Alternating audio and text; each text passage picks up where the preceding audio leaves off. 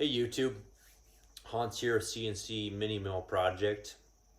It seemed like there was some interest in my shop tour video, and I wanted to do a little deeper dive into one thing in my shop. So I think I'll start with one of the foundations of my shop, which is this lathe. I'll move the camera and get up closer so you can see it. But I bought it and from a guy, and it was the story was he got it at auction, and it came out of Detroit, Michigan. It had been in a factory there, and it is from 1941. Okay, some basics on this lathe. It's a 16 by 48. It's got a 5 horsepower motor. It's got a 510 RPM spindle. Okay, so some basics.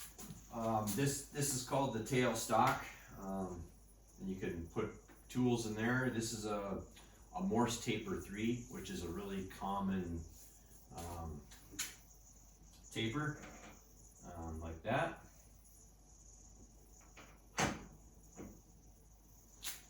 And this is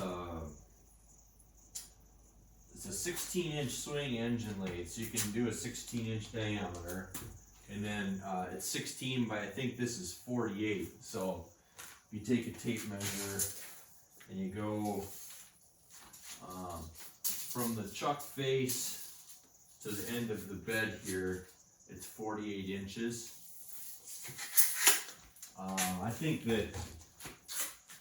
this is, in my opinion, for a hobby shop where you're not doing any big stuff, this is as big as you need, maybe even a hair big. And I like the lathes with the shorter beds. I don't think I typically need this much length, but this one, it is what it is. So 16 by 48 inch is the main specs on this, and then down in here is the motor, and it's a 5 horse 3-phase motor, and I have it wired for 220 volts because that's what I have out here. And I've got a VFD right here, and I bought that off of eBay for, I want to say like $200, and that works great. This lathe, these big old lathes like this are low RPMs, and that's really why, you can pick up something like this for, I mean, less than $1,000 if you're waiting around and you're patient.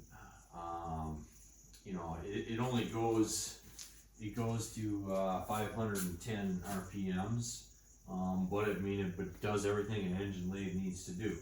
I'll get up closer and show you some of those things, but you got your this is called the Carriage. Like every lathe, this goes back and forth, and this is the cross slide, and then this is the compound slide, and then this lever engages the power feed screw. There's a lead screw for threading, and then I'm not sure power feed screw what it's called, but that's there. So if you, well, here, I'll start it up.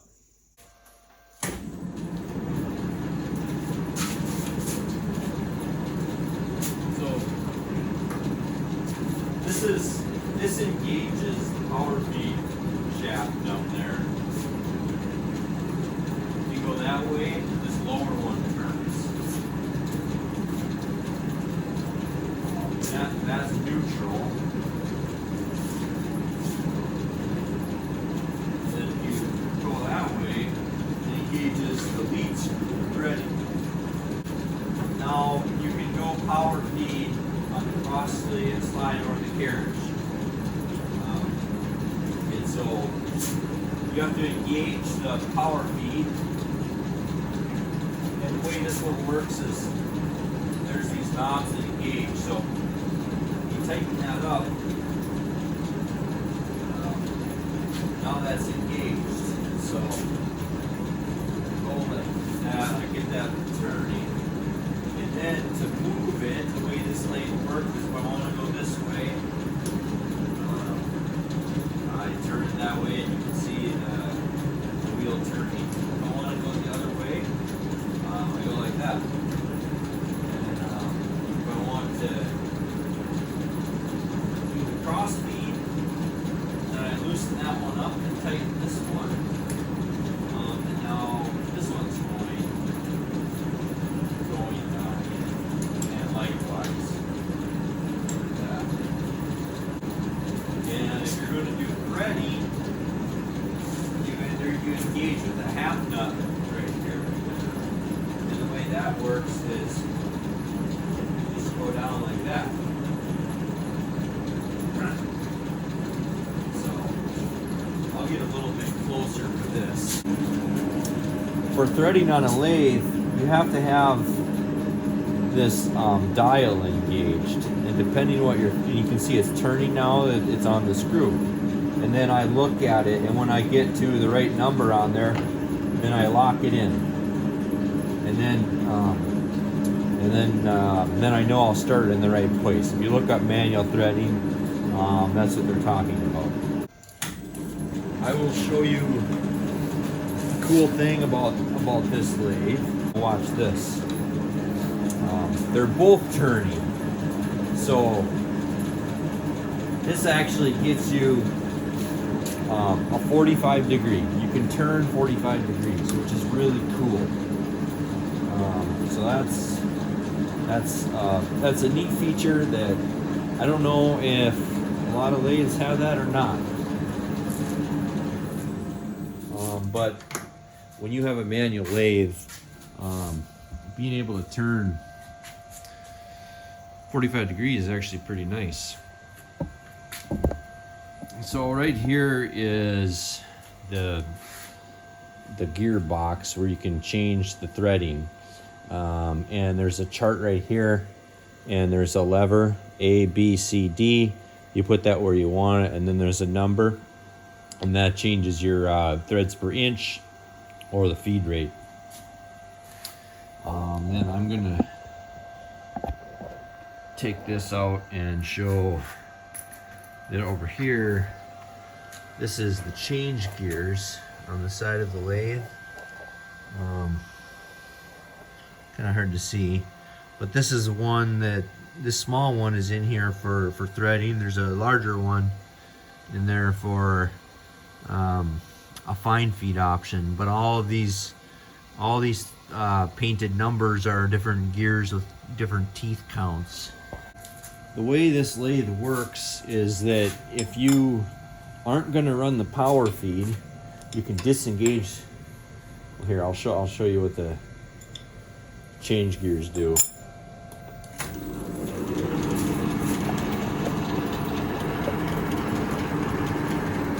So right now the change gears are all running, but you don't always want to be running the power feed. So if I loosen that up, I go up all the way. This will reverse the direction that all of the travel happens. Or down is the other way, but right in the middle is neutral. And you just put it right there in neutral and tighten that nut. And then I turn the spindle to make sure that I'm fully disengaged. And now you can see that the change gears are not turning. Right here is the spindle speeds. And then you use these two levers. There's a lever B and a lever A. And they have those on the horizontal and the vertical. One thing I'd say about these old lathes, like I said, the 510 RPM is the maximum spindle speed. That's not great. I would, as much as I like this old lathe, I would trade it for a 14-inch by 40 lathe any day, because those things have like typically have like a 2,000 plus RPM spindle speed. But you know, this is an old lathe. It's from 1941, Carol Jamieson, and they've got the number stamped right there on the end of the slide. It's got a thread-on chuck, and I've got underneath the lathe I've got a 4-jaw chuck and a faceplate. I've also got a steady rest.